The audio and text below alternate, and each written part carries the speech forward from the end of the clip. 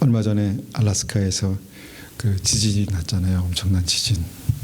실제로 그런 상황에 있는 사람들이 엄청난 트라우마가 생기더라고요. 두렵고 막 이 땅이 흔들린다고 막 생각해 보세요. 집이 완전히 흔들린다. 그런데 우리는 그런 상황에 있었지 않기 때문에 그냥 너무 평안하고 감사하지만 우리가 그런 것들을 보면서 좀 뭔가 저는 그걸 볼 때마다 이것이 주님 오시는 발자국 소리다라는 생각을 합니다. 그래서 그런 생각을 우리가 반드시 해야 된다라고 믿습니다. LA에서 산불이 났잖아요. 그래서 수많은 사람들이 막 그냥 절규를 하면서 막 그 고속도로를 빠져나가잖아요. 나는 그 상황에 있지 않았기 때문에 너무 평안하잖아요. 너무 평안하고 안식 가운데 있습니다. 그런데 그 사람들을 생각하면 우리가 어떻게 살아야 되는가 또 그 생각을 하게 됩니다. 어떤 책임을 가지고 살아야 되는가. 이 콜롬비아 옆에 있는 나라가 뭐죠? 베네수엘라. 거기에 나오는 그 거액의 지폐를 가지고 바구니를 만들어서 팔더라고요. 국가가 부도났어요. 도산이 돼가지고 집에 있는 돈을 막 이만큼 가지고 가도 시리얼 한 통을 살 수 없대요. 거기 엄청난 그런 이 기름이 나는 나라였거든요. 부자 나라. 그런데 그렇게 한순간에 그렇게 됐다는 거죠. 내가 거기 살고 있지 않기 때문에 나는 나와 상관없는 일이다. 이렇게 생각하면 안 되고 이것이 주님 오시는 발자국 소리구나라고 생각하셔야 됩니다. 아마 앞으로도 그런 일들이 굉장히 더 많을 것입니다. 깜짝 놀랄 만한. 그래서 이제는 들어도 이전에 더 있었던 그런 충격적인 일들이 이미 있었기 때문에 이제 들어도 더 이상 충격이 안 돼요. 또 있었나 보다. 그러다가 그런 일들이 우리에게 닥칠 수도 있습니다. 우리에게 닥칠 수 있는데 그때 문제는 우리가 깨어 있어야 한다는 것입니다. 깨어 있어서 믿음 안에 서 있어야 한다라는 것입니다. 마이크 소리가 어떻게 좀 울립니까? 어떻습니까? 그럼 베이스를 좀 낮춰주시고 그 앞에 위에 소리 2개를 높은 소리를 좀 키워주시고 볼륨을 좀 낮춰주시면 됩니다. 그래서 우리가 믿음 안에 서 있는가 우리가 다시 한번 늘 그 일들을 볼 때마다 확인해야 한다는 것입니다. 주님 앞에 설 때는요, 당신은 나이가 많으니까 좀 무겁게 하고 당신은 나이가 어리니까 아직 애니까 괜찮아 받아주는 어떤 그런 분위기가 아니에요. 믿음은 똑같은 것입니다. 나이가 많은 사람이나 나이가 적은 사람이나 주님 앞에는 그 중심의 믿음을 보시기 때문에 우리 학생들도 우리 자녀들도 그 믿음에 대해서는 하나님 앞에 개인적으로 책임을 져야 돼요. 개인적으로. 그래서 굉장히 중요한 때를 우리가 살고 있다라고 믿습니다. 오늘 말씀의 제목은요, 구원받는 믿음은 항상 현재형이다 라는 말씀의 제목을 가지고 하나님의 말씀을 나누겠습니다. 구원받는 믿음은 항상 현재형이다. 마태복음 24장 40절입니다. 마태복음 24장 40절.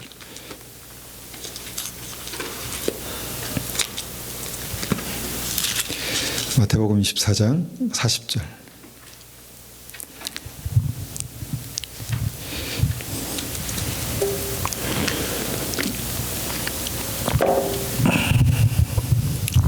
자, 오늘의 예배를 통해서 우리의 영이 깨어나야 소망이 있는 것입니다. 그냥 우리가 지지난주처럼 똑같이 그냥 똑같은 상태로 있으면 안 되고 우리 영이 깨어나야 소망이 있는 것입니다. 마태복음 24장 40절에서 44절. 40절입니다. 제가 받들어 읽겠습니다. 2 사람이 밭에 있는데 한 사람은 데려가고 다른 사람은 남겨둘 것이다. 2 여자가 맷돌을 갈고 있는데 한 사람은 데려가고 다른 사람은 남겨둘 것이다.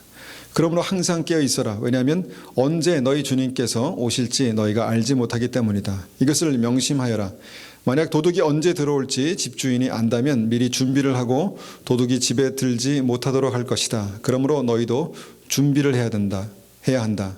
인자는 생각지도 않은 때에 올 것이다. 이런 일이 우리에게 있다면 얼마나 황당할까요? 늘상 같이 있었던 사람들이 함께 있다가 어느 날 갑자기 주님께서 오시면 갑자기 이제 이게 휴고되는 어떤 그런 장면을 말씀하고 있는데 그렇게 없어지는 거예요. 들려 올라가는 거예요.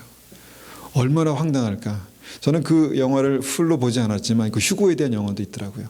같이 예배 드리는데 같이 생활하는데 없어진 거예요. 그러니까 사람들이 교회에 와가지고 막 절규를 하는 거죠. 주님, 저는 왜 안 데려가셨습니까? 갑자기 그런 일이 있을 수도 있다라는 것입니다. 요즘의 추세로 봐서는 아마 그런 일이 있어도 이상하지 않을 만한 때를 우리가 살고 있는 것 같아요.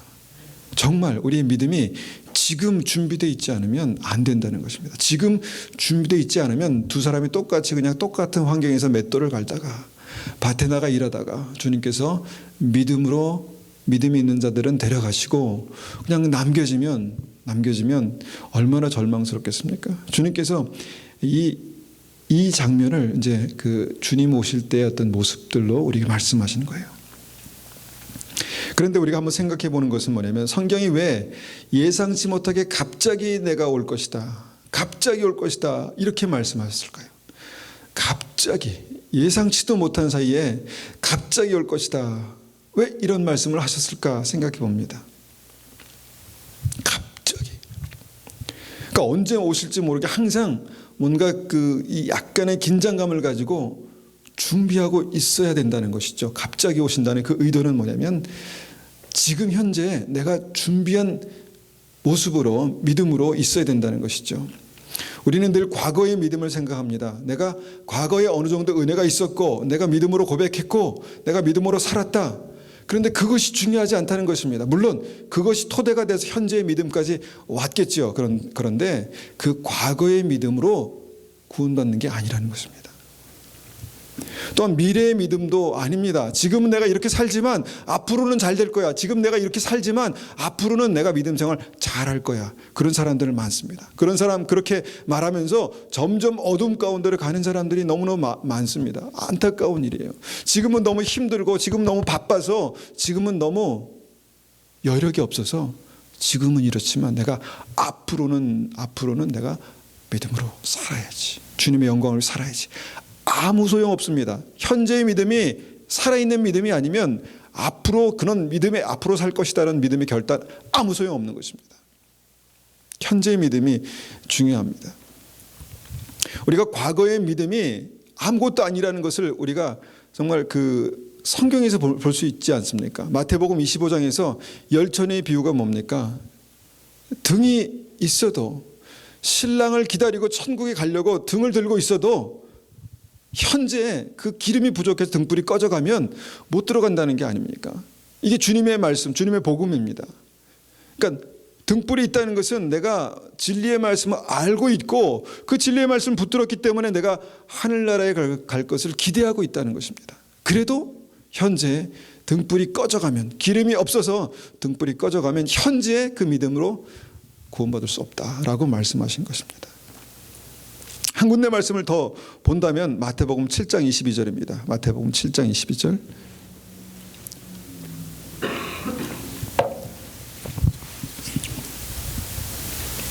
그날에 많은 사람이 나더러 이르되 주여 주여 우리가 주의 이름으로 선지자 노릇하며 주의 이름으로 귀신을 쫓아내며 주의 이름으로 많은 권능을 행하지 아니하였나이까 하리니 그때 내가 그들에게 밝히 말하되 내가 너희를 도무지 알지 못하니 불법을 행하는 자들아 내게서 떠나가라 하리라.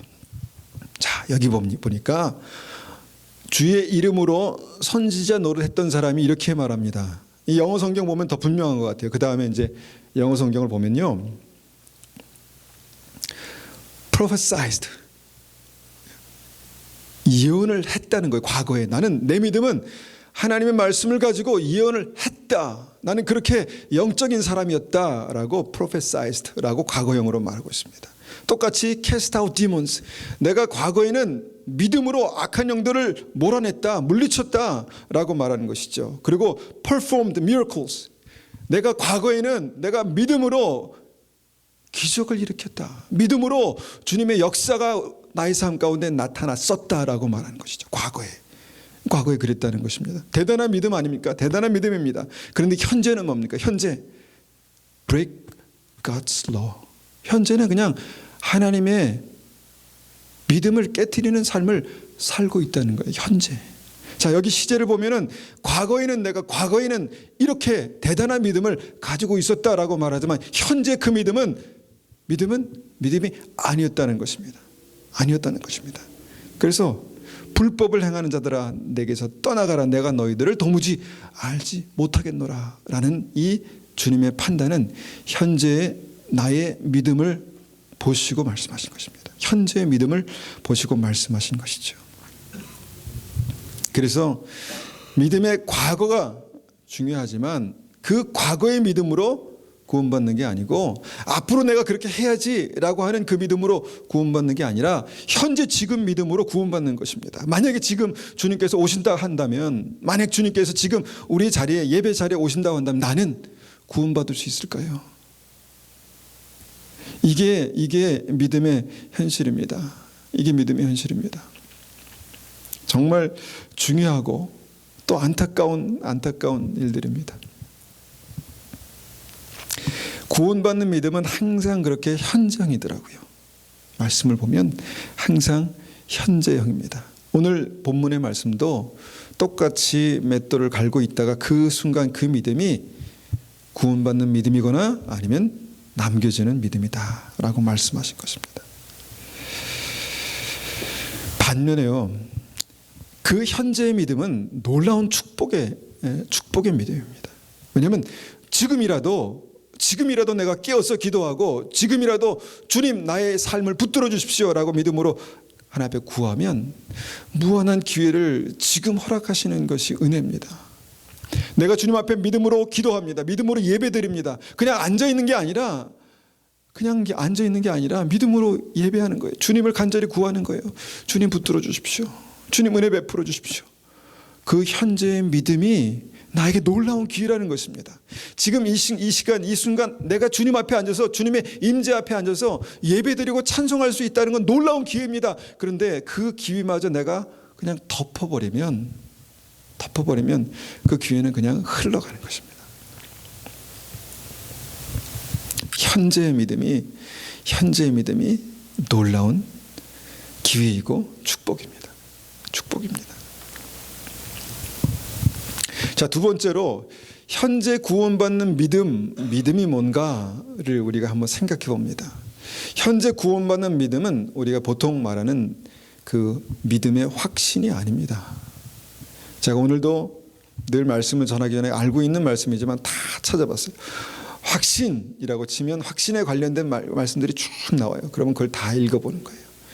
자, 구원의 확신이라는 말은 없습니다. 구원은 나의 확신으로 되는 게 아니에요.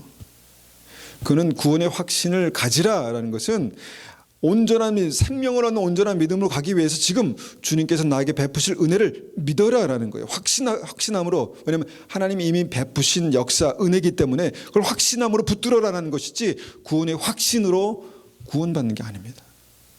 확신은 중요합니다. 그런데 그 확신으로 구원받는 게 아니에요. 성경을 보십시오. 어디 확신입니까? 열매로 알고 승리하는 자가 구원받고 예복을 날마다 정결케 하는 자가 구원받지 확신 있는 자가 어떻게 구원받습니까? 많은 교회에서 많은 다른 어떤 분들이 만약에 그렇게 얘기하고 있다면 그 확신도 중요하지만 그보다 더 중요한 게 있어야 됩니다. 그게 항상 말씀드리는 게 뭐냐면 확증입니다. 확증. 오늘은 그 확증을 두 가지로 한번 말씀을 드리기 원합니다. 나에게 믿음의 확증이 뭔가? 확증의 두 가지는 뭐냐면 하나는 법입니다. 죄와 사망의 법, 생명의 성령의 법. 자, 이 법을 누가 만들었습니까? 내가 만들었습니까? 아니, 주님께서 만드셨습니다. 구원의 주체이신 주님께서 만드셨습니다. 죄의 싹은 사망입니다. 내가 죄를 계속해서 좋아하고 붙들고 그렇게 하면 그냥 사망으로 가는 겁니다. 그 주님 앞에 우리가 그 법대로 판결을 받는 거예요. 그런데 또한 그 확증, 이 두 번째 확증은 뭡니까? 열매, 증거입니다. 내가 살아있다는 증거. 살아있는 사람은, 구원받는 믿음에 있는 사람은 증거가 있습니다. 삶의 증거가 반드시 있어요. 그 증거가 없는 믿음은 아무것도 아닙니다. 증거가 있어요. 자, 내게 살아있는 증거가 있습니까?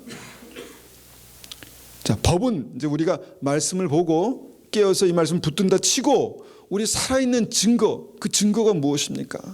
이게 이제 우리에게 있어야 된다는 것이죠. 그 최근에 한국에서 그 음주운전에 관련해서 윤창호법이라는 게 국회를 이제 통과하고 의결됐다라고 이제 들었습니다. 윤창호법. 그러니까 음주운전으로 운전대를 잡고 운전하다가 사람을 죽게 하면 무기징역까지 받는 게 법으로 이제 딱 제정됐습니다. 그 전까지는 이 법으로 이게 사람의 어떤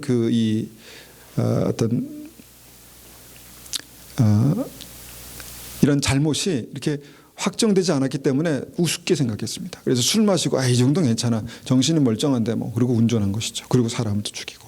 근데 법으로 딱 정해지니까 운전하다가 사람을 치어서 죽게 만들면 무기징역이에요. 평생 감옥에 살아야 되는 어떤 그게 뭐 참고로 도로교통법 44조 5항에 있다고 합니다. 그래서 혈중 알코올 농도가 0.05% 이상이 돼서 운전대를 잡고 사람을 치면 어렵게 만들면 이제 다치게 만들면 무기징역까지 갈 수 있다. 이게 법입니다. 정확하죠?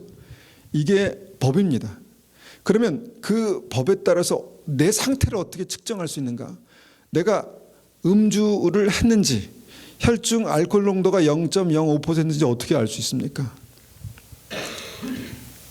우리 여기서는 캐나다에서는 이렇게 창문을 열잖아요. 그리고 말을 시키잖아요. 쓸데없는 말을 시켜요. 그럼 화가 나요. 근데 그 말을 한 상태에서 이렇게 말하다 보면 술 냄새가 나는데 술 냄새 나면 이제 음주가 이제 걸린 거예요. 자, 술 냄새. 냄새 나네. 당신 음주운전. 이렇게 합니까? 좀 애매하잖아요. 물론 이제 그렇게 하고 나서 뭐 다른 조치가 있겠죠. 근데 한국엔 정확히 다 내려서 분다고 합니다. 분다고 하는데 이게 뭐냐면 그 전기 화학 측정기, 그 안에 백금이라는 게 있어가지고 그 백금이 그 알코올 성분에 반응해서 내 혈중 알코올, 호흡을 통해서 나오는 혈중 알코올 농도가 0.05% 이상이 되면 음주운전 이렇게 되는 것입니다. 증거가 있는 것이죠. 법이 있고 증거가 있는 것입니다.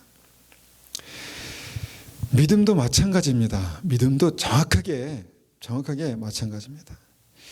믿음이요, 믿음으로 착하게 살아야지 이런 문제가 아니에요. 믿음으로 선하게 살아야지 이런 문제가 아니라는 것이죠. 믿음은 내가 하나님의 영원한 나라에 들어가는가 아니면 지옥에 들어가는가에 대한 문제예요. 아주 선명합니다. 믿음은 내가 영생을 얻고 하나님의 나라에 들어가는가 아니면 내가 사망의 길을 가다가 그냥 영벌에 지옥에 가는가에 대한 문제라는 것입니다. 느낌이 아니라 저 사람 신앙이 좋네, 이 느낌이 아니라 정확한 법적인 근거를 통해서 주님께서 결정하시는 것이 믿음의 문제라는 것입니다. 정확한 법적인 근거, 이게 복음이고 이게 진리예요. 로마서 8장 1절 2절은 이제 그 법적인 근거를 이렇게 표현하죠. 우리가 알고 있지만 다시 한번 읽어보겠습니다. 로마서 8장 1절 2절. 그러므로 이제 그리스도 예수 안에 있는 자에게는 결코 정죄함이 없나니. 느낌이 아니라는 것입니다. 느낌이 아니라 이는 그리스도 예수 안에 있는 생명의 성령의 법이 죄와 사망의 법에서 너를 해방하였음이라. 이 법에 따라서 우리가 생명이 있고 법에 따라서 우리가 사망에 처하고 생명에 처하고가 결정된다라고 주님께서 말씀하신 거예요. 죄와 사망의 법에 따라서 현재가 사망의 상태이면 사망인 거고 생명의 성령의 법의 상태에 따라서 현재가 생명이면 생명인 겁니다. 느낌이 아니라, 그죠? 느낌이 아니라. 그걸 누가 정합니까? 주님께서 말씀으로 정하신답니다. 그래서 우리는 이제 이 말씀을 통해서 그 근거들을 막 찾은 거죠. 열매죠, 열매. 우리 안에 계신 예수 그리스도의 증거, 열매. 우리 안에 계신 예수 그리스도의 증거, 회개. 우리 안에 계신 예수 그리스도의 증거, 승리. 이거를 이제 누적해서 보는 거예요. 우리 삶을 비춰보는 것입니다. 그러면 반드시 그 법에 따라 내게 생명이 있는지 아니면 내가 사망 가운데 처해 있는지를 알 수 있다는 것입니다. 그래서 정말 간절한 마음으로 안타까운 마음으로 이 말씀을 이제 드리는 이 핵심은 뭐냐면 내가 살아있는 증거가 하나님의 말씀에 복음에 비추어 볼 때 내가 살아있는 증거가 있는가입니다.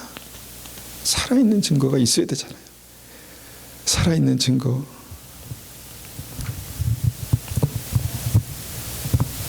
살아있는 증거를 찾아야 되잖아요. 우리가 이 주님을 가장 친밀하게 만날 수 있는 게 예배잖아요. 예배. 그러면 여기에서 확인되는 게 믿음 아니겠습니까? 일단 여기에서 확인되는 게 일단은 믿음입니다. 여기서 확인되는 게.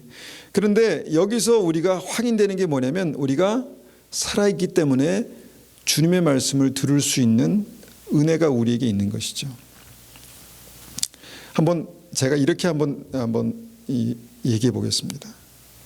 예배를 드리는데 우리가 말씀을 듣는데 그 말씀이 하나도 내게 들리지 않으면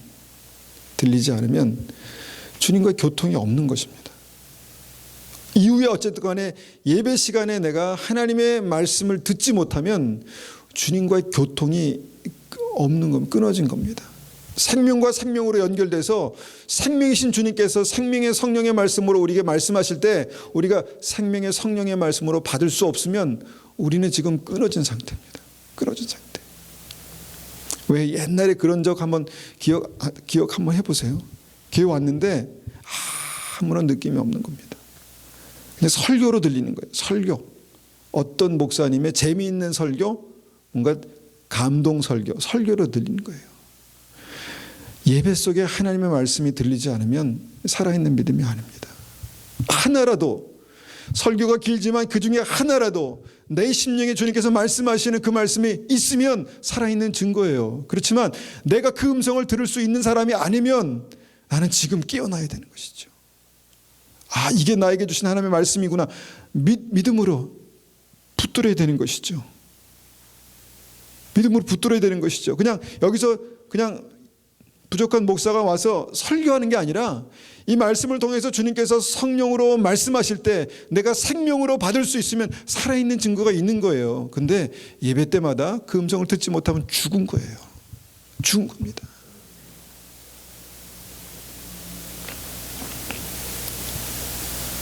사랑하는 여러분, 이곳에서 주의 생명의 말씀을 들어야 살아납니다.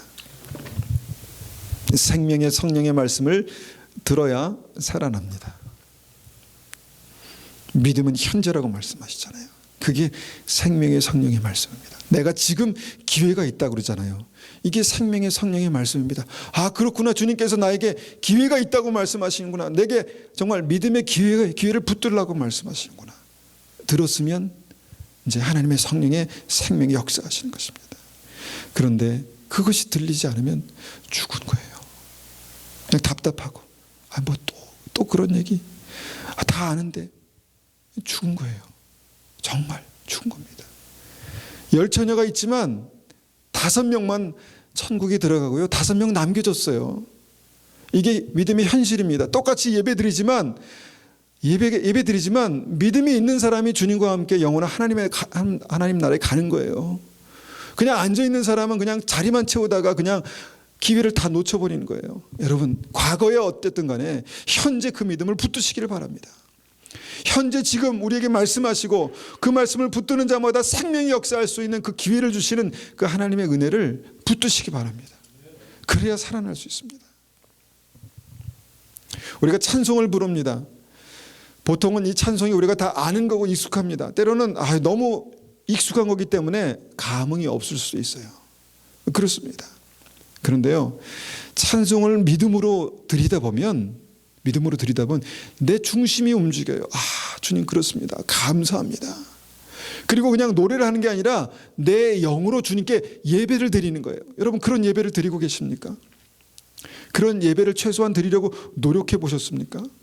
그냥 누군가가 노래를 부르고 나는 따라하거나 아니면 내가 별로 재미가 없기 때문에 안 하거나, 그렇다면 예배가 살아있는 예배가 아닙니다.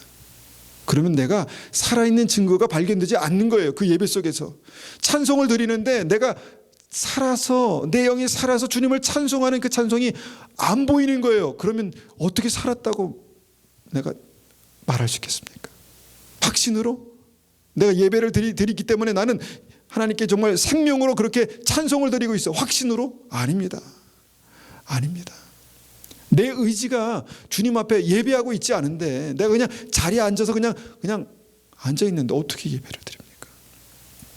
지금 현재 내가 주님을 찬송할 수 있는 그 믿음이 있어야 살아있는 겁니다. 그리고 내가 예배 때마다 그걸 다시 한번 확인할 수 있는 게 은혜입니다. 확인이 되지 않으면요, 주님 어떻게 합니까? 제가 주님을 찬송하는데도 정말 이 믿음으로 찬송할 수 없습니다. 주님 저를 긍휼하게 해 주십시오. 기도해야죠. 주님 저에게 은혜를 베풀어 주십시오. 제가 주님 믿음으로 찬송하길 원합니다. 주님께서 받으시는 예배가 있고 받지 않으시는 예배가 있다는데, 주님께서 받으시는 찬송이 있고 받지 않으시는 찬송이 있다는데 내가 주님께서 받으시는 찬송을 어떻게 드릴 수 있습니까? 라는 기도가 있어야죠. 그런 예배가, 그런 기도가 없이 그냥 앉아있는 예배는요, 정말 소중한 기회들을 다 흘려보내는 것입니다. 또한 중요한 증거가 있습니다.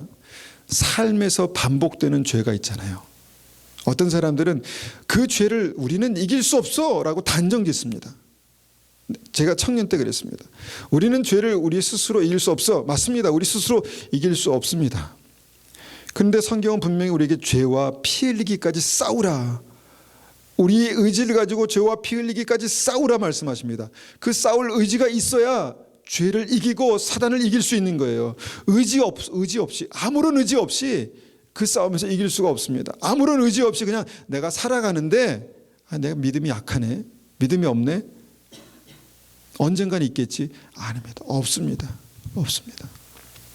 여러분, 그 죄가 나의 삶 가운데 계속해서 반복되면요, 오늘 말씀처럼 그 죄가 나를 사단의 종이 되게 해요. 사단이 그 죄를 계속해서 우리에게 던져주고 계속 우리를 어둠 가운데 끌고 가는 거예요.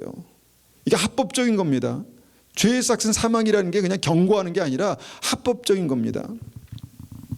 그 죄로 말미암아 우리는 의의 종이 되어, 예수 그리스도의 종이 되어 생명의 길을 갈 수도 있고, 그 죄로 말미암아 우리가 사단에 붙들려서 사망의 길을 가는 것입니다. 그러니까 내가 나는 안 갈래, 나는 주님께서 주신 힘으로 나는 반대로 갈 거야. 그 전에 이 죄가 문제입니다. 내 인생의, 내 삶 속에 내가 습관적으로 내가 허락하는 그 죄들은요, 나를 정말 사단의 올무에 묶이게 합니다. 스스로의 힘으로는 빠져나올 수가 없어요.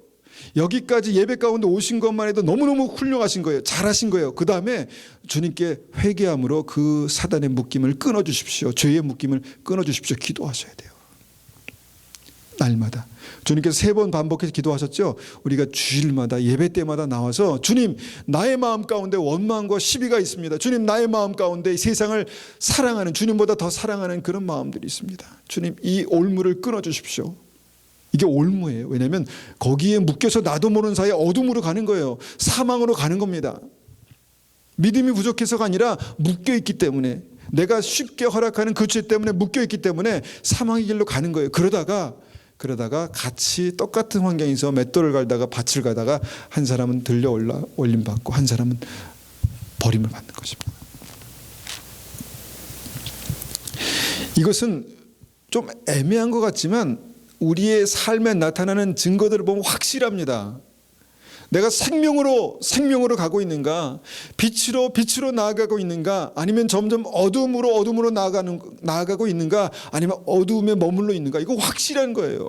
확실한 거예요. 우리의 생각에 어둠이 있다 그랬잖아요. 정서에 어둠이 있다 그랬잖아요. 여기서 뚫고 나와야 됩니다. 나와야 됩니다. 의지만 있으면 되는 게 아니라 죄를 회개하고 생명의 성령의 법을 붙들어야 되는 것이죠. 회개하면 용서하시겠다고, 예수 그리스도의 보혈로 깨끗게 하시다고 말씀하셨기 때문에 예배 가운데 나와 주님을 바라고 기도하는 것입니다. 주님, 용서해 주십시오. 다시 한번 주님의 은혜 가운데 주의 손에 붙들리기를 원합니다 라는 그런 의지의 결단이 생명의 성령의 법으로 말미암아 우리를 생명으로 살아나게 하는 것이죠.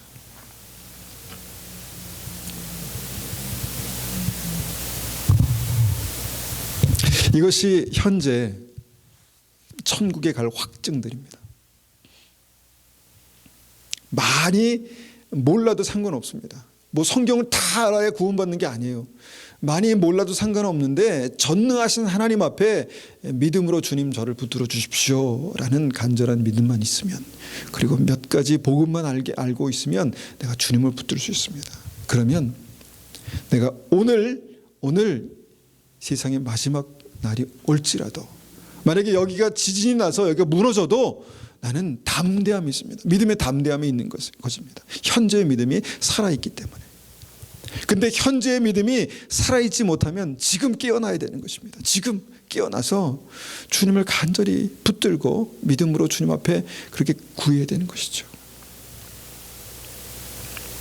그렇게 천국의 확증이 정말 이 법으로, 증거로 그렇게 증명되는 것입니다. 현재의 믿음이. 정말 안타깝지만 현재의 믿음이 그 지옥 갈 확증이 있는 믿음이라면 이런 얘기는 하고 싶지 않습니다. 그런데 깨어나야 하니까, 현재의 믿음이 만약에 내가 이게 100번 죽어도 100번 지옥이다 라고 하는 생각이 있다면 이제 여기서 이제 깨어나야 되는 것이죠. 예배 가운데 주님께서 그때가 갑자기 올 것이라고 말씀합니다. 갑자기. 그런데 갑자기 올 것이지만 우리 믿음에 있는 사람, 깨어있는 사람에게는 그것이 보이는 것이죠. 주님 오시는 발자국 소리가 들리는 것입니다.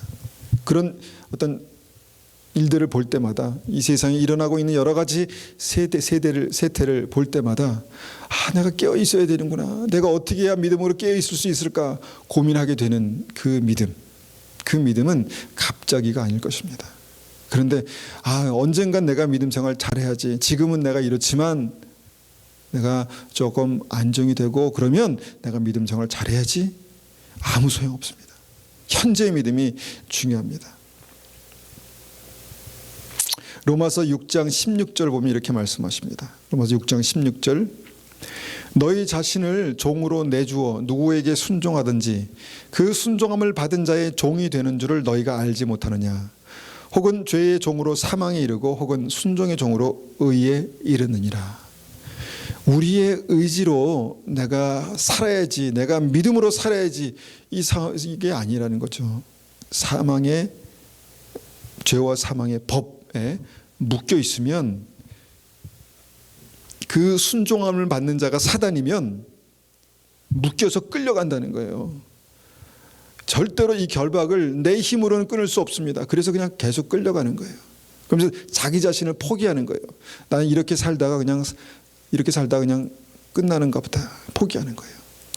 근데 생명의 성령의 법의 역사가 있어요. 이 사망의 묶임을 끊어내는, 그래서 우리가 예수 그리스도의 생명 안에 붙들려서 생명의 길을 가는 겁니다. 우리의 의지로 가는 게 아니라 예수 그리스도의 힘에 붙들려서 생명의 길을 가는 것입니다. 내가 사망에 붙들려 있다면 여러분 이거 끊어져야 합니다. 그 증거들이 내 삶에 분명히 있어요. 내가 생명의 주님의 손에 붙들려 있다면 그 증거들이 반드시 있습니다. 그렇게 돼야 합니다. 지금 내가 쉽게 여기는 죄가 문제입니다. 그 죄가 내가 그냥 계속 방치하면 나는 점점 어두움 가운데 끌려가는 것입니다. 제 발로 가는 게 아니라 끌려가는 거예요. 상황이 그렇게 되는 거예요. 상황이 그렇게 됩니다. 가는 거예요. 내가 가는 게 아니라. 그런데 우리가 주님의 말씀에 붙들리면 이제 빛으로 오는 것이죠. 내 안에 감사가 생기는 것이죠. 소망이 생기는 것이죠. 내 인생이 칠흑같이 어두운데, 아무 소망이 없는데 예수 그리스도에게 붙들려 생명의 길을 가다 보면, 빛 가운데 걸어가다 보면 길이 보이는 것입니다. 소망이 보이는 것입니다. 그런 일이 믿음의 지금 현재 있어야 합니다. 지금 현재 그런 일들이 있어야 합니다. 이게 주님께서 우리에게 말씀하시는 놀라운 축복의 약속입니다. 마가복음 1장 15절에 말씀합니다. 이르시되 때가 찼고 하나님 나라가 가까이 왔으니 회개하고 복음을 믿으라 하시더라. 단순한 말씀이지만 주님께서 말씀하시는 거예요. 우리에게 지금 말씀하시는 거예요. 때가 찼다. 이 세상에 죄가 가득 차고 많은 사람들이 살기 좋은 때를 살고 있다고 하지만 정말 하나님을 쉽게 버리고 하나님을 배척하고 하나님을 싫어하고 더 깊은 죄악에 빠져서 있는 이 시대가 보이지 않느냐. 때가 찼다. 그리고 하나님 나라가 가까웠다. 그러니까 회개하고 복음을 믿어라. 이게 생명의 성령의 법입니다. 우리에게 지금 말씀하시는 거예요. 깨어나라. 깨어나라. 제가 어쩌다 보니까 설교를 해야 되니까 찾다가 보니까 이 말씀 찾은 게 아니라 주님께서 기도 가운데 저에게 말씀해 주신 거예요. 때가 찼고 하나님 나라 가까웠으니 회개하고 복음을 믿어라. 지금이 기회입니다. 지금이 내가 주님의 손에 더 견고하게 붙들려서 생명의 길을 갈 수 있는 기회입니다. 여러분, 이 기회를 놓치지 마십시오.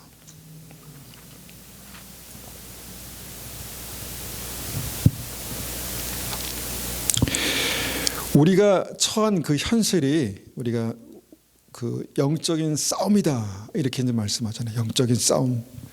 그래서 이 싸움이요 정말 죄의 올무에 묶여서 사망으로 끌려가고 주님의 손에 붙들려서 생명으로 가는 정말 죽고 죽이는 싸움이에요.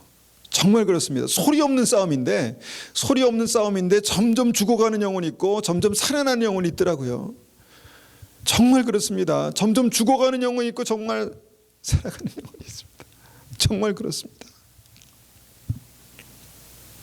그런데 우리가 이런 싸움을 한번 이렇게 예를 들 수 있을 것 같습니다. 그 국가를 우리가 이제 그 배경으로 생각해 보면 거기에 검찰과 경찰이 있잖아요. 검찰은 뭡니까? 법을 통해서 싸움을 하는 사람이고, 경찰은 뭡니까? 실제로 막 현장에 나가서 범인들을 체포하고 하는 어떤 그런 싸움이 있죠. 그래서 검찰과 경찰이 이 거대한 범죄 집단과 싸우는 어떤 그런 한 그림을 한번 그려보십시오. 자, 아무리 경찰이 뛰어나다 할지라도 법적인 근거가 없으면은 이 싸움 지는 겁니다. 그런데 아무리 온전한 그런 똑똑한 검찰이 있어도 경찰이 발로 뛰어서 이 싸움을 이렇게 잡지 못하면 이제 지는 싸움이죠.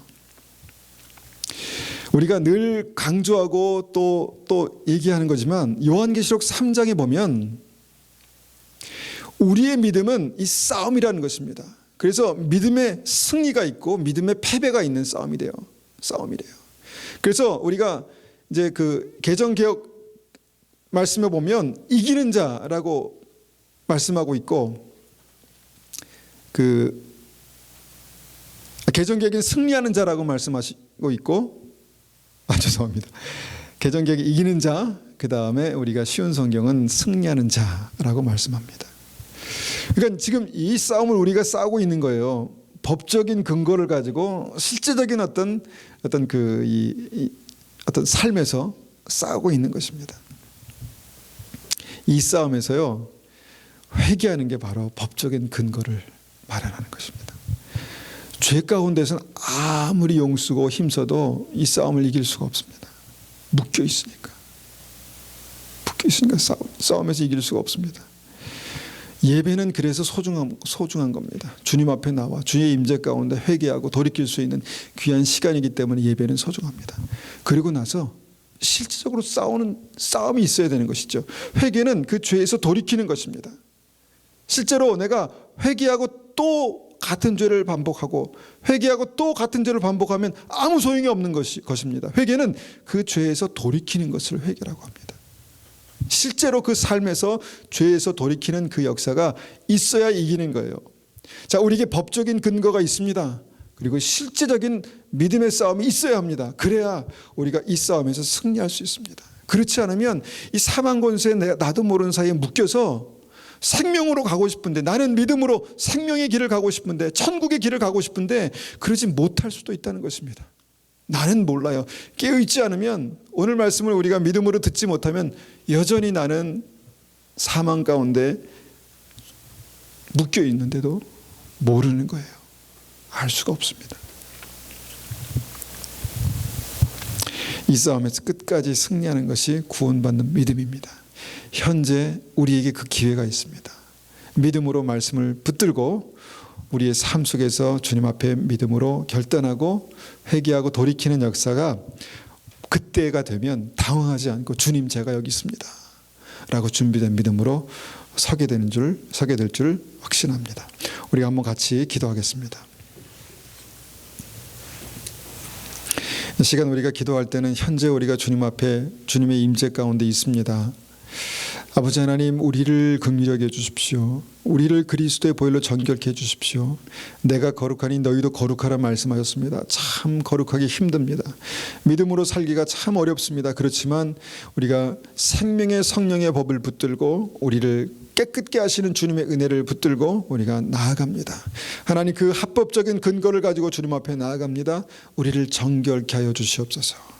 하나님, 또한 우리가 우리 삶 속에서 죄에 돌이켜서 정말 하나님 앞에 거룩한 심령으로 그리스도의 신부로, 정결한 신부로 그렇게 준비되는 은혜가 있게 도와주시옵소서. 하나님, 그래서 우리가 주님께서 다시 오실 때 주님을 기쁘게 맞이할 수 있는 믿음이 되게 도와주십시오. 그렇게 한번 같이 기도하겠습니다.